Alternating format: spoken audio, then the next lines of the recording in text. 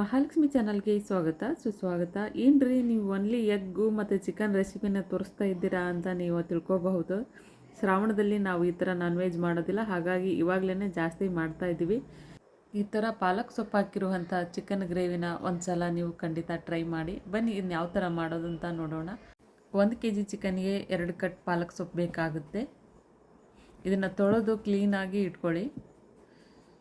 ಇವಾಗ 2 ಟೊಮೆಟೊ, 1 ಈರುಳ್ಳಿ, ಒಂದು 10-12 ಹಸಿಮೆಣಸಿನ್ಕಾಯಿ ಬೇಕಾಗುತ್ತೆ.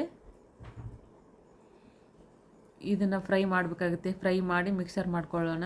ಇವಾಗ ಸ್ವಲ್ಪ ಅಲ್ಲ, ಕೊತ್ತಂಬರಿ, ಬೆಳ್ಳುಳ್ಳಿ. ನಾನು ಬೆಳ್ಳುಳ್ಳಿ ಜಾಸ್ತಿ, ನಾನ್ ವೆಜ್ಗೆ ಬೆಳ್ಳುಳ್ಳಿ ಜಾಸ್ತಿ ಯೂಸ್ ಮಾಡ್ತೇನೆ. ಹಾಕಿ ಚೆನ್ನಾಗಿ ಬರುತ್ತೆ. ಮುಸ್ಲಿಮ್ಸ್ ಅಡುಗೆ ಚೆನ್ನಾಗಿರುತ್ತೆ ಅಂತ ಹೇಳ್ತಾ ಇರ್ತೀರಲ್ಲ, ಅವರು ಬೆಳ್ಳುಳ್ಳಿನೇ ಜಾಸ್ತಿ ಹಾಕೋದು. ಸ್ವಲ್ಪ ಒಣ ಕೊಬ್ಬರಿ, ಗ್ರೇವಿ ಜಾಸ್ತಿ ಬೇಕಾಗಿತ್ತು, ಹಾಗಾಗಿ ಒಣ ಕೊಬ್ಬರಿ ಹಾಕ್ತಾಯಿದ್ದೀನಿ. ಇಷ್ಟ ಇದ್ದರೆ ಹಾಕಿ, ಇಲ್ಲದೆ ಹೋದರೆ ಸ್ಕಿಪ್ ಮಾಡಿ. ನೀರು ಕಾಯಲು ಇಟ್ಟಿದ್ದೆ ನಾನು, ಅದಕ್ಕೆ ಪಾಲಕ್ ಸೊಪ್ಪು ಹಾಕ್ತಾಯಿದ್ದೀನಿ. ಈ ಥರ ಪಾಲಕ್ ಸೊಪ್ಪನ್ನು ಬಾಯ್ಲ್ ಮಾಡಿ ಹಾಕಿದರೆ ಕಲರ್ ತುಂಬಾ ಗ್ರೀನಾಗಿ ಬರುತ್ತೆ.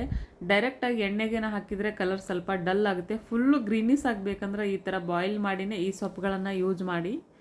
ಈ ಥರ ಚೆನ್ನಾಗಿ ಬಾಯ್ಲ್ ಮಾಡ್ಕೊಳ್ಳಿ.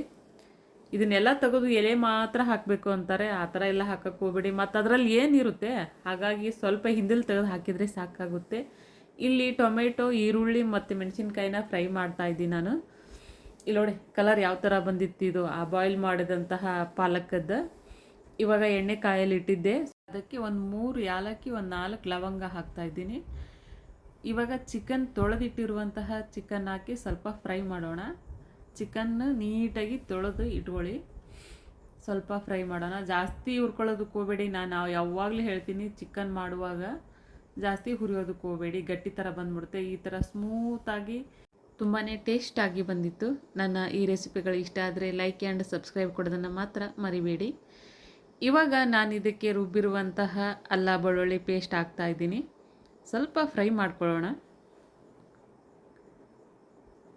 ಈ ಥರ ಚೆನ್ನಾಗಿ ಫ್ರೈ ಆದ ತಕ್ಷಣವೇ ಇದಕ್ಕೆ ನಾವು ರುಬ್ಬಿದಂತಹ ಪಾಲಕನ್ನು ಕೂಡ ನಾವು ಹಾಕ್ತಾಯಿದ್ದೀವಿ.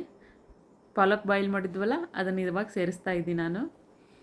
ನೋಡಿ ಕಲರ್, ಬಣ್ಣ ಕಲರ್ ಏನಾದರೂ ಹಾಕಿ ಬಿಡ್ದಾರೋ ಏನೋ ಅನ್ನೋ ಥರ ಕಾಣಿಸ್ತಾ ಇದೆ ಇದು. ಈ ಥರ ಬಾಯ್ಲ್ ಮಾಡಿದ್ರೆ ಈ ಸೊಪ್ಪುಗಳು ಇದೇ ಕಲರಲ್ಲಿ ಬರುತ್ತೆ. ಜಾಸ್ತಿ ಚಿಕನ್ ತಿನ್ನೋದಕ್ಕೆ ಹೋಗಬೇಡಿ, ಆರೋಗ್ಯಕ್ಕೆ ಒಳ್ಳೆಯದಲ್ಲ. ನಾನು ಹಾಗೆ ಸ್ವಲ್ಪ ಅವಾಗ ತಿಂಗಳಲ್ಲಿ 1-2 ಬೇರೆ ಮಾಡ್ತೀನಿ ಅಷ್ಟೇ. ಕೆಲವೊಬ್ರು ರೆಗ್ಯುಲರ್ ತಿಂತಿರ್ತಾರೆ, ಅಷ್ಟೊಂದು ಒಳ್ಳೆಯದಲ್ಲ. ಇವಾಗ ಟೊಮೆಟೊ, ಈರುಳ್ಳಿ ಮತ್ತು ಮೆಣಸಿನ್ಕಾಯಿ ಪೇಸ್ಟ್ ಹಾಕಿ ನಾನು ಫ್ರೈ ಮಾಡ್ತಾಯಿದ್ದೀನಿ. ಇಷ್ಟೇ ಗ್ರೇವಿ ಸಾಕು ಅಂದರೆ ಸಾಕು. ನಮಗಿನ್ನೂ ಸ್ವಲ್ಪ ಬೇಕಾದ ಕಾರಣ ನಾನು ಸ್ವಲ್ಪ ಕೊಬ್ಬರಿ ಕೂಡ ಹಾಕ್ತಾಯಿದ್ದೀನಿ. ಇವಾಗ ಲಿವರ್ ಸೇರಿಸ್ತಾ ಇದ್ದೀನಿ ನಾನು. ನೋಡಬಹುದು, ಈ ಲಿವರ್ ಮೊದಲೇ ಹಾಕಿದರೆ ಹಿಟ್ಟಿಟ್ಟು ಥರ ಆಗಿಬಿಡುತ್ತೆ ಇದು. ಹಾಗಾಗಿ ಇನ್ನೂ ನಾನು ನೀರು ಹಾಕಿಲ್ಲ. ಅದಕ್ಕಿಂತ ಮೊದಲೇ ಈ ಲಿವರ್ ಸೇರಿಸಿ ಫ್ರೈ ಮಾಡಬೇಕಾಗುತ್ತೆ, ಅಂದರೆ ಲಿವರ್ ಚೆನ್ನಾಗಿ ಬರುತ್ತೆ. ಈ ಥರ